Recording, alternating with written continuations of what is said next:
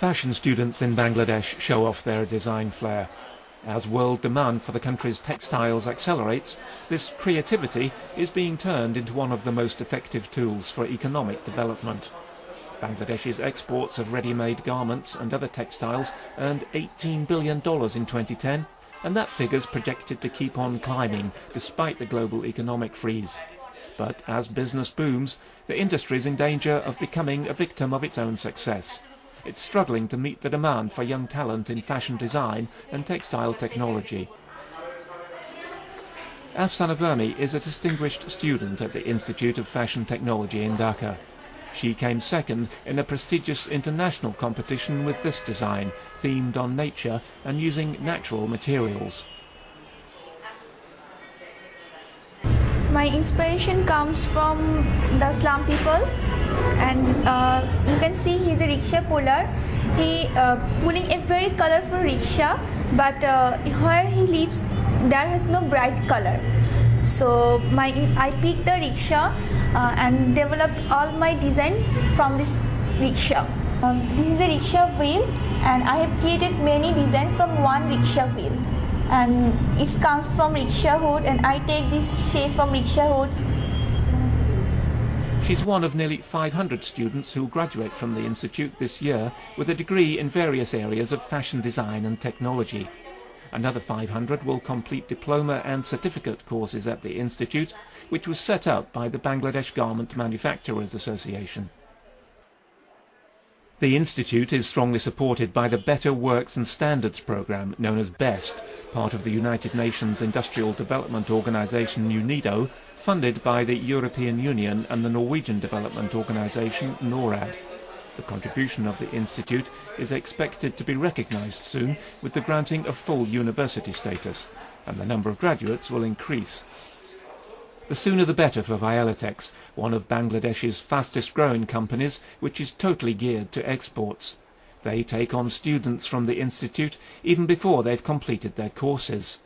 Some of the biggest international brands have strong links with Violatex, the company's young designers helping to develop their products at the manufacturing base in Dhaka.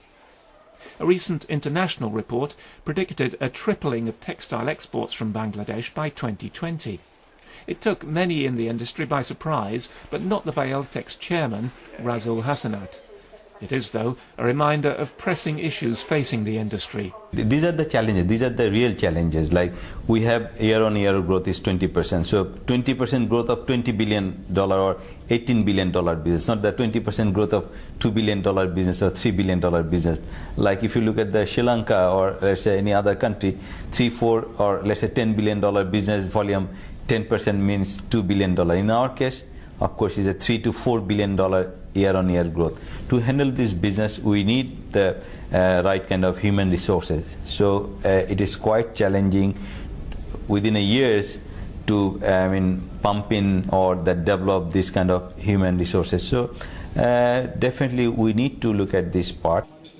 The urgent demand for talent is reflected at the other end of this booming business too, with the need for engineers, the people who are going to run the textile mills in Bangladesh and develop new products.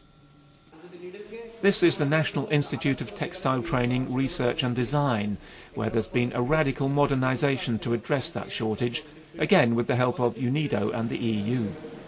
A much bigger role has been given to private enterprise, and more graduates are being turned out. The principal, Dr. Ayub Nabi Khan, looks to a time in the medium-term future when Bangladesh could be self-sufficient in qualified talent. What we need at this moment, actually we have shortage of used manpower, because by 2015 we need around 65,000 textile graduates. So, but at present capacity we can only produce 2,000 to 3,000 graduates every year. And the government has given opportunity to open the textile department in private education institutions as well.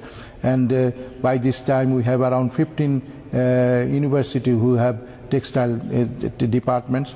And in 2-3 years time, around 6,000 textile graduates will come out every year. And in that case, we can serve the need of the industry. It's a braided structure with carbon. Students here are being introduced to the huge potential of textile applications which Bangladesh could start to exploit. It's not just about fashion. Can you see simple devices? Dr. Subhash Anand is a visiting professor from the UK and a renowned expert on technical textiles.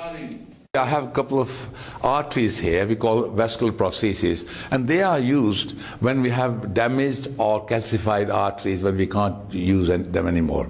And these are the simple ones, and shown here is more complicated a set of arteries here, but these are permanent implants, and please remember they're all made from textile materials. In this case it's a polyester material. I also have here a heart valve, an aortic heart valve, and this is again used just above the heart and it's one-way valve, and it lasts all your life.